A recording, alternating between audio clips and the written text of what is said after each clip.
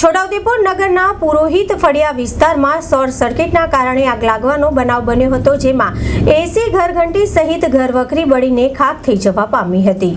છોટાઉદેપુર નગરના પુરોહિત ફળિયા વિસ્તારમાં શોર્ટ સર્કિટના કારણે આગ લાગવાનો બનાવ બન્યો હતો, જેમાં પુરોહિત ફળિયામાં રહેતા અલ્પેશભાઈ રમણભાઈ ચૌહાણના મકાનમાં શોર્ટ સર્કિટ થવાથી આગ લાગી હતી, જેમાં રૂમમાં લગાડવામાં આવેલા એસી ઘરઘંટી બળીને ખાખ થઈ ગયું હતું। સ્થાનિક લોકો દ્વારા ફાયર બ્રિગેડને તાત્કાલિક જાણ કરવામાં આવતા ફાયર બ્રિગેડની ટીમ ઘટના સ્થળે પહોંચી ગઈ હતી અને આગને કાબૂમાં લઈ વધુ ફેલાતા રોકી હતી। જોકે સદનસીબે કોઈ જાનહાનિ થઈ ન હતી। છોટાઉદેપુર નગર વિસ્તારમાં પુરોહિત ફળિયામાં એક રહેણાંક મકાનમાં આગ લાગેલ છે અને જે તે અહીંના સ્થાનિક કોર્પોરેટર વંદનભાઈ દ્વારા પણ મને ઇન્ફોર્મ કરવામાં આવી, તો તાત્કાલિક અમે ઘટના સ્થળ પર આવી ઘરની અંદર જે આગ લાગેલી હતી ઘણી વિકરાળ સ્વરૂપમાં હતી, તેને તાત્કાલિક કંટ્રોલ કરી આજુબાજુ આગને ફેલાતા અટકાવી અને જાનમાનને હાનિનું નુકસાન થતાં અટકાવેલ છે।